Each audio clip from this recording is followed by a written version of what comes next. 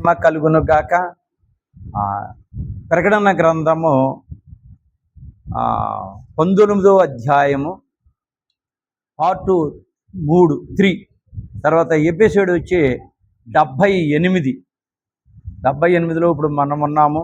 తర్వాత అందరూ కూడా జాగ్రత్తగా సబ్స్క్రైబ్ చేసి షేర్ చేసి లైక్ చేయండి, తెలియని వాళ్ళకి తెలియపరచండి. ఇది లాస్ట్ లౌకిక సంఘ కాలంలో ఉన్నాము, రాకడ కాలంలో ఉన్నాము.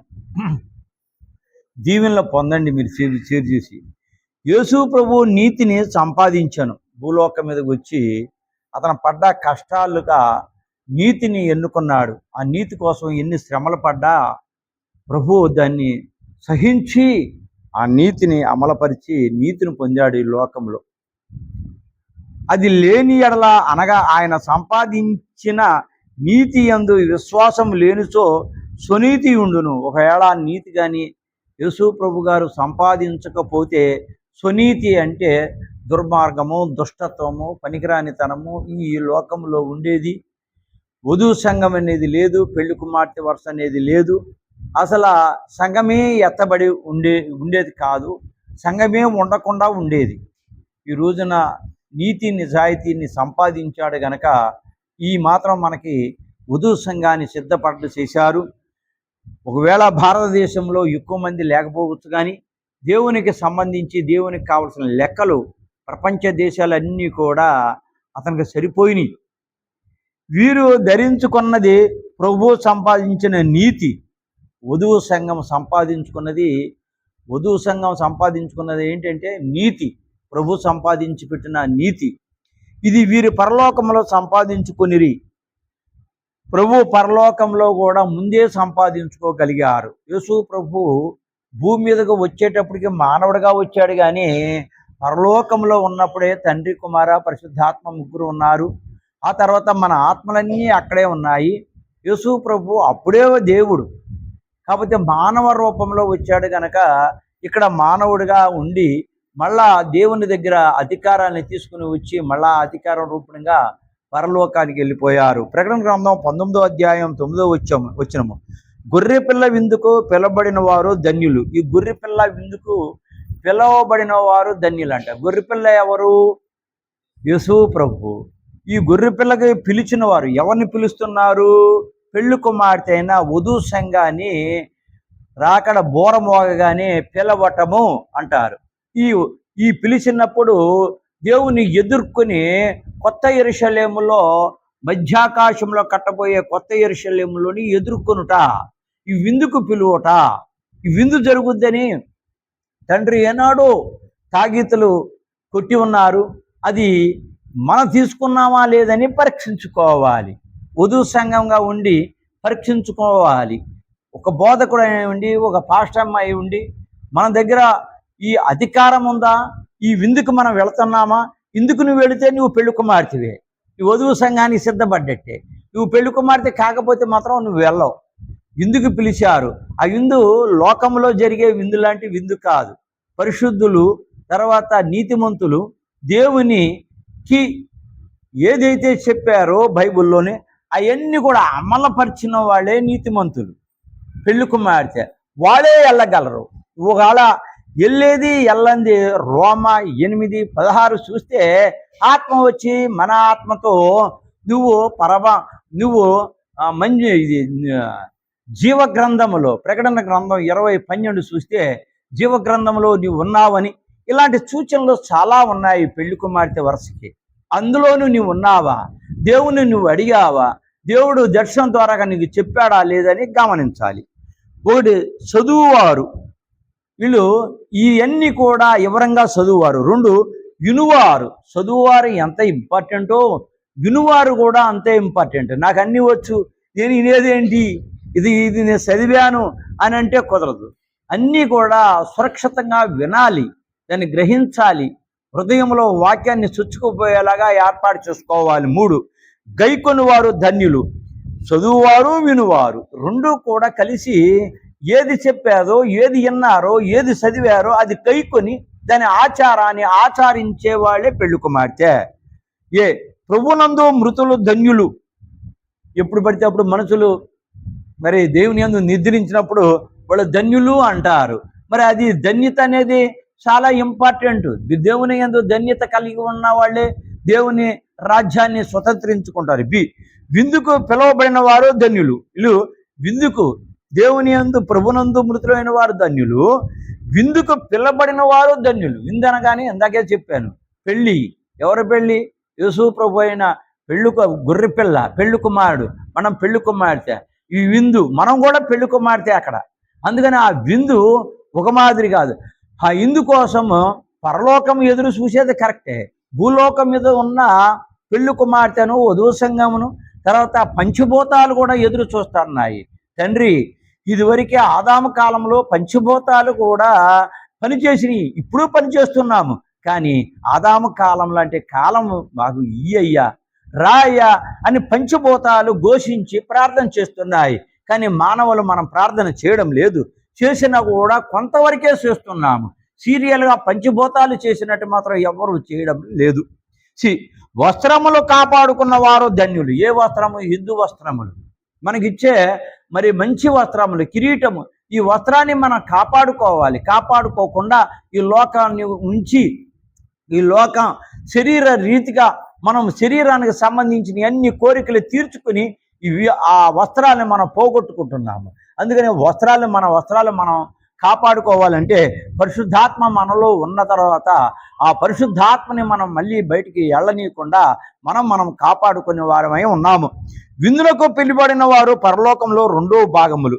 విందులకు పిలువబడిన వారు, విందంటే గుర్రిపిల్ల చెప్పాను కదా, ఆ దానికి పిలువబడిన వారు పరలోకంలో 2 భాగాలు ఉన్నాయి. ఒకటి మరి 2 గుంపులు ఉన్నవి. ఒకటి పాతాళములో లేనివారు, మనుషులు పాతాళంలో లేనివారు. ఈ పాతాళము ఎవరి కోసం ఏర్పాటు చేయబడింది? సాతాను కోసం ఏర్పాటు చేయబడింది. పాతాళంలోని కాలిపోతున్న సాతానుల దగ్గరికి ఒక మనిషి మరణించి అక్కడికి వెళ్ళిన తర్వాత అతను 30-20 నిమిషాలు అక్కడ ఉన్న తర్వాత అతను భయంకరమైన రూపంలో ఉన్న తర్వాత ఆ సాతాను లోనున్న ఆ దురాత్మలు వాటి వాసన చాలా చండాలంగా ఉన్నాయి. అలాగే ఒక రోజున మా ఇంట్లో కూడా వాసన వచ్చిందని కూడా మీకు చెప్పాను కొన్ని వ్యక్తుల ద్వారాగా.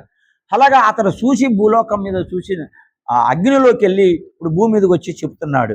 ఈ ప్రకటన గ్రంథంలో ఉన్నవన్నీ కూడా 100% జరుగుతున్నాయి. అంటే బైబిల్లో లేని అని కాదు, ప్రకటన గ్రంథంలోని ఎక్కువ ఇచ్చారు. 2 మోక్షంలో లేనివారు, మోక్షలోకంలో లేనివారు. మోక్షంలో 4 భాగములు ఉన్నాయి. ఒకటి పరదేశు. ఈ పరదేశు ముందు ఎక్కడ ఉన్నది? పాతాళ లోకంలో ఉన్నది. ఇందాక ఫస్ట్ చెప్పిన పాతాళ లోకంలో ఉన్నది. అది ఎవరి వశాన ఉన్నది?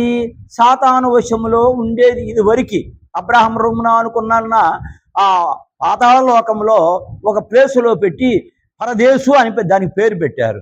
పెట్టి అక్కడే ఉంచి దాని అధికారాన్ని సాతాను ఎలా ఏర్పాటు చేసుకున్నాడు. ఈ రోజుల్లో కూడా కొన్ని సంఘాల మీద సాతాను ఏర్పాటు చేసుకుని మాట్లాడుతూనే ఉన్నాడు. ఇది అలాగే పరదేశం మీద కూడా అధికారం చలామణి చేశాడు. 2 రక్షితుల మోక్షము, రక్షించబడ్డవారు, రక్షితుల మోక్షము, రక్షించబడ్డ వాళ్ళు కూడా ఆ పరదేశంలోని ఇదివరకు ఉండేవాళ్ళు. 3 ప్రార్థన సమాజము. ఈ ప్రార్థన సమాజం అనగా పరలోకంలో కానీ భూలోకంలో కానీ ప్రార్థన చాలా విలువైనది. ఈ ప్రార్థన చేయాలి. ఈ ప్రార్థన సమాజము ఎంత ప్రార్థన చేసినా కూడా ఎవరికైనా ఏదైనా సమస్య వస్తే, అయ్యా అమ్మా మీరు ప్రార్థన లేదంటే, ఏంటంటే పొద్దునుంచి సాయంత్రం దాకా ప్రార్థన చేస్తున్నాము, ఎప్పుడు పడితే అప్పుడు ప్రార్థన చేస్తున్నాము అంటా ఉంటారు. కానీ ఆ ప్రార్థన దేవునికి చాలదు. యేసు ప్రభుకి సరిపోతుంది, దేవదూతలకు సరిపోతుంది, పరిశుద్ధులకి సరిపోతుంది. కానీ యెహోవా తండ్రికి మాత్రం ఆ ప్రార్థన చాలదు. కనుక ఆ ప్రార్థన దేవదూతలకు సరిపోయినప్పుడు, యేసు ప్రభువు సరిపోయినప్పుడు ఆ దేవదూతలు తీసుకెళ్ళి, తండ్రి ప్రార్థన నీ దాకా రావాలంటే వాళ్ళు ఎంత తల్లకిందులైనా ప్రార్థన రాదు. వాళ్ళ పక్షాన మేము ప్రార్థన చేశాము, దీనికోసం వాళ్ళు కన్నీరు ఘోషిస్తున్నారు అని దేవదూతలు చెప్పిన తర్వాత దానికి సమాధానం వెంటనే వస్తుంది. అలాగే దేవదూతలు కూడా యేసు ప్రభు కూడా చాలేని ప్రార్థన మనం చేస్తే ఎక్కడికి వెళ్తుంది మన ప్రార్థన? 4 నూతన యెరూషలేము, కొత్తగా కట్టబోయే యెరూషలేము. ఈ యెరూషలేము ఎలా ఉంటుందో ఇది వరకు ఎపిసోడ్లోనే 78వ ఎపిసోడ్ వెనకాల ఎన్నో చోట్ల చెప్పాను. 12 పిల్లర్స్లని, ఆ 12 పిల్లర్స్లు కూడా వజ్రవైడూరంలో ఉంటాయని, 12 గుమ్మాలని, ఈ 12 గుమ్మాలు కూడా వజ్రవైడూరంతో ఉంటాయని, రంగురంగులుగా ఉంటాయని, ఆ రంగులోని వధువు సంఘం తిరుగుతూ ఉంటుందని చెప్పాను. దాని వివరణ చాలా చెప్పాను. నూతన యెరూషలేమును పెళ్లి కుమార్తె రక్షితుల మోక్షంలో ఉన్న కొందరిని మాత్రమే విందుకు పిలుచును. కొంతమంది మాత్రమే. నూతన యెరూషలేములోని పెళ్లి కుమార్తె రక్షితులు పరలోకానికి కూడా వెళ్ళినప్పుడు పాతాళ లోకంలో ఇందాక సాతాను పక్షాన ఉందని చెప్పేసి అని అన్నాను కదా. అది యేసు ప్రభు మరణించిన తర్వాత శుక్రవారం నాడు మరణించారు. శనివారం నాడు వెళ్ళి సాతానుతో యుద్ధం చేసి వాళ్ళని రక్షించి తీసుకొచ్చి పరలోకంలో ఒక ప్లేస్ పెట్టేసి దానికి పరదేశ్ అని పేరు పెట్టి అక్కడ పెట్టారు. అయితే ఇక్కడ మరి ఈ పరలోకంలో కూడా వెళ్ళినప్పుడు నూతన యెరూషలేములోని పెళ్లి కుమార్తె రక్షితుల మోక్షంలోనున్న కొందరినే మాత్రమే ఇందుకు పిలుచును. అక్కడ ఉన్న ఇందుకి పిలిచేది అక్కడికి వెళ్ళిపోయిన తర్వాత బాప్తిసం తీసుకొని ప్రార్థన ఒక మాదిరిగా చేసి దేవుని యందు నిరీక్షణ ఇచ్చిన వాళ్ళందరూ కూడా పరలోకానికి వెళ్ళిపోతారు. కానీ ఈ పెళ్లి కుమార్తె వరసకిను ఈ మరి రక్షితులు మోక్షంలో కొందరికి విందుకు పిలిచిన మాత్రం పెళ్లి కుమార్తె. ఆ పెళ్లి కుమార్తె సిద్ధంగా ఇక్కడ ఈ లోకంలో తయారై ఉండాలి. అక్కడ కూడా తేడాలు ఉన్నాయి. ఆ తేడాల్లో మాత్రం నువ్వు పెళ్లి కుమార్తె వరుసగా ఇక్కడే సంపాదించుకోవాలి. కానీ పరలోకానికి వెళ్ళినప్పుడు నువ్వు తల్లకిందులైనా కూడా ఎంత కన్నీరు కార్చినా చేరటం కష్టం. ఎందుకంటే కొమ్మరి కొండ చేసిన తర్వాత ఆ కొండ కాలిపోద్ది. కాలిపోయిన తర్వాత దాన్ని వాక్యంతో ఇనిపిందారన్నా కుదరదు, సుత్తితో కొట్టాలి. ఈ సుత్తితో కొట్టిన తర్వాత ఆ కొండ పగిలిపోద్ది. పచ్చప్పుడే వింటారు, కాల్చిన తర్వాత వినరు కాబట్టి అది పోతుంది. అందుకనే మరి అది పగిలిపోతుంది గనక పరలోకానికి వెళ్ళినప్పుడు కుదరదు. ఈ లోకంలోనే సంపాదించుకోవాలి. రక్షితుల మోక్షం అనగా ఏ విశ్వాసులైతే పెళ్లి కుమార్తె వరుసలోనికి వెళ్ళలేరో వారు మోక్షంలోనే మరి ఒక భాగమునకు వెళ్ళలేరు. మోక్షం వెళ్ళిపోతాము, కానీ అక్కడ ఉన్న భాగాలు 7 భాగాలు ఉన్నాయి. ఈ 7 భాగాల్లోనే రక్షితుల లోకం భాగంలోకి మాత్రం వెళ్ళలేరు. పెళ్లి కుమార్తె ఈ లోకాన్ని సంపాదించుకున్న వాళ్ళే వెళ్తారు. భూలోకములో ప్రార్థన వల్ల సువార్తన వల్ల ఎవరిని క్రీస్తులోనికి చేర్చలేదు గాన ఎవరిని పిలవడు. ఎవరిని బోధ వినకపోయినను ప్రభువే కొందరి మన సాక్షిని రేపి మారు మనసు త్రిప్పు రక్షణ తీసుకొని వెళ్ళుదురు. భూలోకములో ప్రార్థన వల్ల ఈ లోకములోని మరి ప్రార్థన రాకుండా, ప్రార్థన మారు మనసు పొందకుండా రకరకాలుగా తిరుగుతున్న వాళ్ళ కోసం మనం ప్రార్థన చేయాలి. సువార్తల్లో ఎవరిని క్రీస్తులోనికి చేర్చలేదు. సువార్త చెప్పిన సువార్త అది అద్భుతంగా ఉండాలి. తర్వాత చెప్పిన సువార్త మానవులకి నచ్చి తప్పట్లు కొట్టే స్థితిలో ఉండకూడదు. అది ఎలా ఉండాలి? దేవునికి ఇష్టమై ఉండాలి. దేవుడు తప్పట్లు కొట్టాలి, దేవుడు ఆనందించాలి, దేవునికి ఇష్టమై ఉండాలి. మన ప్రార్థన, మన సన్నిధి, మనం చెప్పిన వాక్యము దేవునికి ఇష్టమై ఉంటే ప్రజలకి ఇష్టము, కొంతమందికి ఇష్టం ఉండదు. ఎందుకంటే పరిశుద్ధాత్మ వాళ్ళలో లేనప్పుడు, దురాత్మల వాళ్ళలో ఉన్నప్పుడు చెప్పిన వాక్యం అర్థం అవ్వకపోతే నచ్చదు. అది దేవునికి ఒక్కడికే నచ్చుద్ది గాన ఎవరిని పిలవడు. ఎవరి బోధ వినకపోయినను ప్రభువే కొందరి మనసాక్షిని రేపి ఈ లోకంలోని బోధ కష్టపడి చెప్తూ ఉంటాము. వినపోతే, అర్థం అవ్వకపోతే ప్రభువే బోధ చెప్పడానికి సిద్ధపడిపోతున్నారు. రేపు మారు మనసులకు త్రిప్పి రక్షణకు తీసుకుని వెళుదురు. వాళ్ళందరినీ కూడా మారు మనసుకి ఏర్పాటు చేసి రక్షణ తీసుకెళ్తారు. ఈ లోకంలో మారు మనసు అంటే బాప్తిసం, అంతేగాని మత మార్పిడి కాదు. మత మార్పిడి అయితే నేను రాజుని, లేకుంటే సౌదరిని, తర్వాత మత మార్పిడి అయిన తర్వాత అందరూ క్రైస్తవులు అయిన తర్వాత ఇక సౌదరి రాజులు అనకుండా అందరూ యాగదీటిగా అమ్మాయిలు అబ్బాయిలు ఇచ్చేసుకుంటారా? ఎవరు? ఎందుకంటే ఈ లోకంలో అలాంటి సాకులు చెబుతున్నారు. మత మార్పిడి కాదు, దేవుని దత్తపుత్రులుగా స్వీకరించబడటం. మనము హట్టివారు విందునకు పిలవబడరు. పెళ్లి కుమార్తెగా ఈ లోకంలో నువ్వు కష్టపడకపోతే నిన్ను ఇందుకు పైకి వెళ్ళినా కూడా పిలవరు, నువ్వు స్థానంలోనే ఉంటావు. శ్రమలో ఉన్నవారు కొందరు పాపము నుండి విడుదల. శ్రమలో ఉన్నవాళ్ళు పాపం నుండి విడుదల. 2, కొందరు పాపములో పడిపోతున్నారు. చూస్తూ పడిపోతున్నారు. చూడండి, కంటిన్యూగా కొంతమంది గుడికి వస్తూనే ఉంటారు. మరి కొంతమంది గుడికి కంటిన్యూగా వస్తూ ఆగిపోతారు. ఆగిపోయి వాళ్ళు లోక సమస్యలకును, లోక రీతికను, లోక వాతావరణానికి వెళ్ళిపోతూ ఉంటారు. చూస్తూ ప్రార్థన. మరి కొందరు పాపములు పడిపోతున్నారు, చూస్తూ పడిపోతున్నారు. వాళ్ళ కోసం మనం ప్రార్థన చేయాలి. 3, కొందరు పాపములో పడి తిరిగి లేచుతున్నారు. పాపములో పడిపోయి బాధలో పడిపోయి శ్రమల్లో పడిపోయి తిరిగి మళ్ళీ లేచి నిజమైన దేవుడు యేసే అని చెప్పి నమ్మేవాళ్ళు కొంతమంది ఉన్నారు. 3, వారి కొరకు ప్రార్థించవలను. వాళ్ళ కొరకు కూడా మనము ప్రార్థించాలి. గుడికి వచ్చి పాపములో పడిపోయే వాళ్ళ కోసము, తర్వాత పెళ్లి కుమార్తె వరుసలకు వస్తానన్న వాళ్ళు కూడా రాకుండా మానేయటము, వీళ్ళందరి కోసం మనం ప్రార్థన చేయాలి. 4, దైవ భక్తిలో పడిపోకున్నట్లు ప్రార్థించవలను. దైవ భక్తులు హాస్టల్లే పడిపోతున్నారు,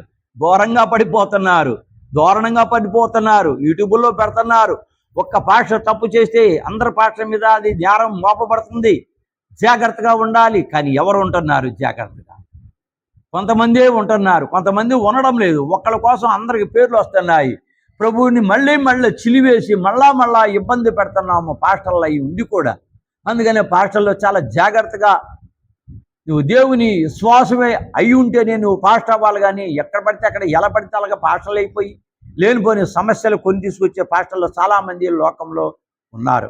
ఈ 4 తరగతుల గురించి ప్రార్థించిన మన ప్రార్థన సంపూర్తి అగును. అంతేగాని మన కుటుంబం కోసం, మన భార్యల కోసం, మన బిడ్డల కోసం, మన ఒక సంఘం కోసమే కాకుండా ఈ 4 రీతిలుగా పై చెప్పిన 4 రీతుల వాళ్ళ కోసం కూడా ప్రతిరోజు కూడా మనం ప్రార్థన చెయ్యాలి. ఈ రీతిగా మనం అందరి కొరకు ప్రార్థించి ముగించవలెను. ఈ 4 రీతులు కూడా పై చెప్పిన 4 రీతుల కోసం కూడా ప్రార్థన చేసి ఆరూపుడిగా ముగించుకోవాలి. ఎంతవరకు మనము ప్రకటించగలమో అంతవరకు ప్రకటించవలెను. ఎంతవరకు మనం అనుకున్నామో సమయం ఎంత, ఈ సమయం కూడా విలువైనది. ఎందుకంటే బోధకుడు చెప్పాలని శ్రద్ధ ఉన్నా సరిపోదు, కానీ వినేవాళ్ళు కూడా శ్రద్ధతో వినాలి. ఒక 5 నిమిషాలు 10 నిమిషాలు అయిపోయినంత మాటలన్నీ అబ్బో ఎక్కువైపోయింది తక్కువైంది అని ఆ ఆలోచన అసలు రాకూడదు. ఇంకా ఒక 5 నిమిషాలు పెరిగేలాగా చూసుకుని మన హృదయాన్ని శుభ్రం చేసుకోవాలి. ఆదివారం ఒకటే, ఆ ఆదివారం సిద్ధపాటు కలిగి ఉండాలి. ఆదివారం కోసం అందరూ పరుగులు తీసుకుని వస్తారు, కానీ వాక్యాన్ని హృదయంలో చుచ్చుకెళ్ళకపోతే ఇది దేనికో ఉపయోగం వచ్చి ఈ 2 చెప్పినప్పుడు అనగా ఈ 2 చేసినప్పుడు అనగా ప్రార్థించి ప్రకటించి ముగించిన ఎడల ప్రార్థన చేయటం, తర్వాత వాక్యం చెప్పడం, ఇవన్నీ చేసిన తర్వాత మళ్ళీ ముగించిన తర్వాత ఎడల పెళ్లి కుమార్తె వరుసలోనికి వెళ్ళి నూతన యెరూషలేముకి చేరుదుము. వాక్యం చెప్పడం, తర్వాత ప్రార్థన చేయటం. ఎవరి కోసం? ఈ 4 కోసం, లోకం కోసం. ఒక్క 4 కోసం కాదు, సమస్తం కోసము ప్రార్థన చేయాలి. సమయం అయిపోతుంది, ఈ సమయానికి మనం వెళ్ళి పడుకోవాలి, లాంటి భోజనం చేయాలి, లాంటి ఎక్కడ ఏదో పనులు ఉన్నాయి. ఈ పనులన్నీ పక్కన పెట్టేసి మనం ప్రార్థన గదిలోకి వెళ్ళినప్పుడు, సన్నిధి గదిలోకి వెళ్ళినప్పుడు వీళ్ళందరి కోసం మనం ప్రార్థన కంపల్సరీగా చేస్తేనే పెళ్లి కుమార్తె వరుసకి వెళతాము. అక్కడ నుండి రక్షితులను పిలవగలము. ఎక్కడ పరలోకానికి వెళ్ళిన తర్వాత రక్షితులు అది సపరేట్గా ప్లేస్ ఉంది కాబట్టి వాళ్ళని కొంతమందిని పిలుస్తారు, పేర్లు పెట్టి పిలుస్తారు. వాళ్ళు రక్షితులుగా తీర్చిపడ్డవాళ్ళు, వాళ్ళే పెళ్లి కుమార్తె. పెళ్లి కుమార్తెకు ముసుగు ఉంటుంది, ఈ పెళ్లి కుమార్తెలకు ముసుగు ఉంటుంది. ఎందువలంటే మరి ఎలియేజరు రెబెకాని పల్లకి మీద తీసుకొచ్చినప్పుడు ఇస్సాకు పొలంలో ఉన్నప్పుడు ఈ పొలం అంతా ఇస్సాకుదే, అబ్రాహాము గారిదే అన్నప్పుడు, ఇస్సాకు కూడా ఇక్కడే ఉన్నాడు అన్నప్పుడు వెంటనే ముసుగేసుకుంటుంది ఎవరు? రెబెకా. అందుకని ఆమెకి చాలా బిరుదు ఇచ్చారు. ఆ బిరుదు ఏమి ఇచ్చాడంటే దేవుడు, పెళ్లి కుమార్తె, వధువు సంఘము, ఇదిగో ఎలా ఉండాలి. వీళ్ళు పంపించినప్పుడు 120 కుండలు లోనకు తోడి బయటికి తీసుకొచ్చి ఒంటిలకి గుర్రాలకి మనుషులకు పోసిన రెబెకా ఇసుకోకుండా పోసింది. ఇంత ఓపిక కలిగి ఉండాలి స్త్రీ. శ్రమలు వచ్చినా, బాధ వచ్చినా, కష్టం వచ్చినా, నష్టం వచ్చినా రెబెక్కలాగా ఉన్నవాళ్లే పెళ్లి కుమార్తె వరుసకి, వధువు సంఘానికి సిద్ధపాటు కలిగి ఉంటారు అని ప్రభువు ఆమెకి బిరుదు ఇచ్చారు. ఎందుకంటే పిలువబడిన రక్షితులు పెళ్లి కుమార్తె యొక్క మహిమ చూడలేరు.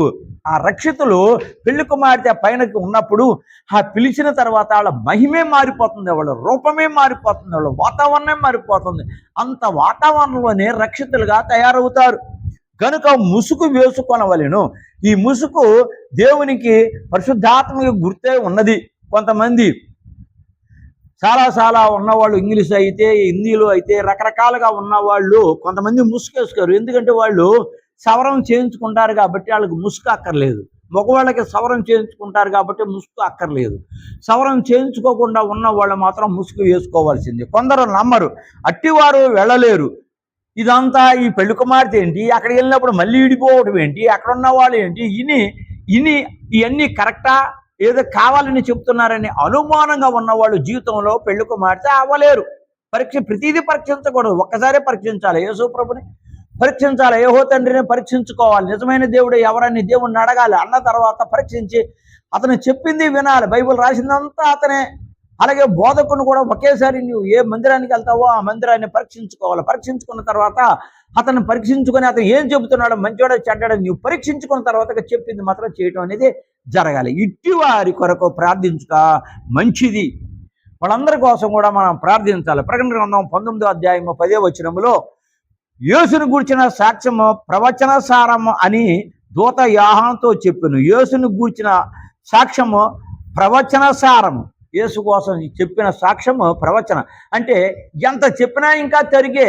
యేసు చేసిన అద్భుతమైన కార్యాలు, 12 మంది చేసిన అద్భుతమైన కార్యాలు మొత్తం అంతా బైబిల్లో రాస్తే లోకంలోని మిషనరీలు తయారు చేసిన తెల్ల కాగితాలు కూడా సాలదని యోహాను గ్రంథంలోని వివరంగా రాశారు అని దూత యోహానుతో చెప్పాను. ఈ దూత యోహాను గారితో చెప్పారు. దేవదూత యోహానునకు ఈ విషయములన్నీ వివరించి యోహానునకు ఈ విషయములన్నీ యోహానునకు దేవదూతలు ఇవన్నీ కూడా వివరించి చూపించాను. అవన్నీ కూడా చూడు అని చెప్పడమే కాకుండా జరిగేదంతా యోహాను గారు చూశారు. యోహాను గారు దేవదూతకు నమస్కారం చేయగా, ఎన్ని చూపిస్తున్నావు నాయన, నీకు నమస్కారములు అని చెప్పేసి వాటికి నమస్కారం చేయగా, నువ్వు ఉన్నావు, నీ సహోదరులైన దాసులు ఉన్నారు, నేను కూడా నీవలే సహోదరుని అని అన్నారు. నేను ఉన్నాను, సహోదరులు ఉన్నారు. దేవదూత చెప్తుంది, నేను కూడా సహోదరునే, నన్ను మాత్రం ఏదే కించపరచక్కర్లేదు, ఏదే ఎక్కువ తక్కువ చేయక్కర్లేదు. అందుకని ఎలాగైనా దేవదూత మనకంటే ఎక్కువ గనక దేవదూత గారు అని చెప్పేసి మనం పదం ఉపయోగించాలి. యోధా ప్రజలు స్థానికుడైన యోహాను నీకు ప్రవక్తవా లేక నీవు మెస్సీవా అని అడిగిరి. అందుకు యోహాను నేను ప్రవక్తనైనను మెస్సియానైనను కాను అనెను. అక్కడున్న వాళ్ళు ఈదులు యోహాను గారిని అడుగుతున్నారు, నువ్వు ప్రవక్తవా లేకుంటే మెస్సీవా? మెస్సీ అంటే ఎవరు? దేవుడివి. నువ్వు దేవుడివా?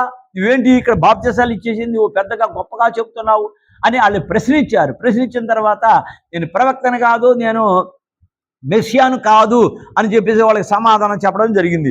శిష్యుడైన యోహాను ప్రకటన గ్రంథం రాశాను. ఈ ప్రకటన గ్రంథం చదివితేనే ఇంత భయంకరమైన శ్రమలు బాధలు ఉన్నాయి కదా, అది రాస్తే ఎంత శ్రమ, ఎంత బాధ, ఎంత లోపము, ఇన్ని సమస్యలతోని సతమతమైపోయే పరిస్థితుల్లోని 35 సంవత్సరాలు నేను తీరిక లేకుండా ఈ ప్రకటన గ్రంథాన్ని నేను రాశాను. దేవుడు రాయమనగానే రాశానంటే నేను ఎన్ని శ్రమల్లోని, ఎన్ని బాధల్లోని, ఎన్ని కష్టాల్లో పడ్డానో అది నాకు తెలుసు, దేవునికి తెలుసు, కానీ ప్రజలకు తెలియదు. ఈ కఠినమైన గ్రంథాన్ని చెబుతుంటే ఎక్కువ మంది షేర్ చేయలేకపోతున్నారు, ఎక్కువ మంది లైక్ చేయలేకపోతున్నారు, ఎక్కువ మంది ఎవరికి పంపించకుండా మౌనంగా ఉంటున్నారు. ముందుకి దీని విలువ తెలుసు. ఎందుకంటే ఎంతోమంది ప్రవక్తలు, ఉదాహరణకి జకరియా రాశాడు, గాజా నాశనం అయిపోద్దని దేవుడు చూపించిన దర్శనం ప్రకారంగా రాశాడు. ఈ రోజున అది అలాగే జరుగుతుంది. ఇది కూడా ప్రకటన గ్రంథం కూడా ప్రపంచానికి అన్ని భాషల్లోని అన్ని మతాలకి చేరుద్దని అన్నారు. మీరు దీన్ని షేర్ చేసినా, లైక్ చేసినా, చేయకపోయినా దేవుని ద్వారా కానీ అన్ని భాషల్లోని అన్ని చోట్లకి తప్పనిసరిగా ఇది వెళుతుంది. అది ప్రభు చేయకముందే మీరు చేస్తే ఆ దీవెనలు మీ ప్రజలకే ఉంటుందని ప్రభు చెప్పారు.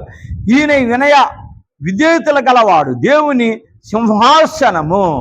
వినయ విధేయతలు కలిగిన వాడు ఎవరు? యోహాను గారు. దేవుడు అంటే భయము, దేవునితో స్నేహం చేసిన వాడు, దేవుడు ఏది చెప్పితే అదే చేయగలిగిన వాడు, అంటే వినయముగా వినయముతోనే చేసేవాడు. అనగా మహిమ గల సింహాసనము దగ్గర నుండే గొప్ప అంతస్తు కలిగిన ఆ దేవదూత మిక్కిలి వినయము గలవాడై, ఈ యోహాను గారు గొప్ప అంతస్తు గలగా ఆ దేవదూత మిక్కిలి వినము గలవాడై దేవుని పక్కన కూర్చొని ఆసీనుడై ఉన్న యోహాను గారు ఆ స్థానానికి ఇతను వెళతాడని దేవదూత గారు చెప్తున్నారు. యోహాను యొద్దకు వచ్చినని ఈ వాక్యం వల్ల తెలియచున్నది. యోహాను గారి దగ్గరికి దేవదూత వచ్చి ఇంకా ఉన్నవన్నీ కూడా దేవదూత చెప్తుంది. ఒకవేళ దేవదూత చెప్పారంటే దీనికి సాదృశ్యం ఏంటంటే యెహోవా తండ్రి యేసు ప్రభు పరిశుద్ధాత్మ దేవుడు చెప్పాడని సాదృశ్యం. ఎందుకంటే ఆదికాండము 18వ అధ్యాయము 1, 2, 3 వచనాల్లో మనం చూస్తే అబ్రాహాం దగ్గరికి, సారాయి దగ్గరికి వాళ్ళు ముగ్గురు దేవదూతలు వచ్చారు, కానీ దేవుడు రాలేదు. తండ్రి, కుమార, పరిశుద్ధాత్మ వచ్చి సాష్టాంగ నమస్కారం చేశాడు అబ్రాహాము. చేసిన తర్వాత ఏంటి ప్రభు అంటే, మీకు దీవుల్ని ఇవ్వటానికి వచ్చాను, నీకు మగబిడ్డని ఇవ్వటానికి వచ్చాను అని అన్నప్పుడు సాష్టంగా నమస్కారం చేసి ఈ రోజున భోజనం చేసి వెళ్ళమన్నప్పుడు భోజనం చేసి వెళ్ళిన తర్వాత వాళ్ళు దీవులు ఇచ్చారు. ఆ దీవులు 100% జరిగింది. అందుకనే ఇక్కడ వద్దకు వచ్చిన ఈ వాక్యం వల్ల తెలియచున్నది, దేవదూత తనకున్న అంతస్తును తగ్గించుకొనిను. దేవదూత తండ్రి పక్షాన ఉన్నా కూడా అంతస్తు తగ్గించుకుంటుంది. మనం తగ్గించుకుంటే ధన్యులు అవుతాము. మనం తగ్గించుకోము. ఎప్పుడు హెచ్చింపబడాలని, ప్రజల్లోని దండలేయించుకోవాలి, ఏదేదో చెప్పించుకోవాలని ఆశపడతాము. అది వద్దు. ఎక్కడ మనం హెచ్చించబడాలి, దేవుని సన్నిధిలో హెచ్చించబడాలి, దేవుని దృష్టిలో హెచ్చించబడాలి, దేవుని సముఖమందు హెచ్చించబడాలి. మనం చెప్పే వాక్యము దేవునికి నచ్చే విధానంగా ఉండాలి, అంతేగాని మనుషులకు నచ్చేలాగా ఉండకూడదు. యెషయా నుండి మలాకి వరకు ప్రవక్తలు చెప్పినది ప్రవచనములు. ఎలీషా నుండి తర్వాత యెషయా నుండి మలాకి దాకా చెప్పిన అన్నీ కూడా ప్రవచనములు. యేసు ప్రభు లోకానికి వచ్చినప్పుడు చాలా బోధించాడు, కానీ ఎవరికి చిల్లి మాటలు చెప్పేసి నవ్వించేలాగా చేయలే. అలాగే 12 మంది శిష్యులు కూడా చిల్లి మాటలు చెప్పి ఎవరిని నవ్వించేలాగా చేయలే. ఈ లోకంలో పాస్టర్లు చిల్లి మాటలు చెప్పి నవ్వులించటం, సంఘం ఆనందంగా నవ్వటం, ఇదే చాలా బాగుంది అని చెప్పేసి అనటం వెనకాల దురాత్మ ఉండి అది నవ్వులాటగా సిల్లిగా చెబుతున్నారని ఎవరన్నా ఊహించగలుగుతున్నారా? బోధకులారా, నేను ఎవరిని విమర్శించడం లేదు. బైబిల్లో ఏది ఉన్నదే అదే చెప్పాలి మనం. ఎందుకంటే బైబిల్లో ఉన్నది చెప్తే తరగని కొన్ని సంవత్సరాల పాటు ఉన్నాయి.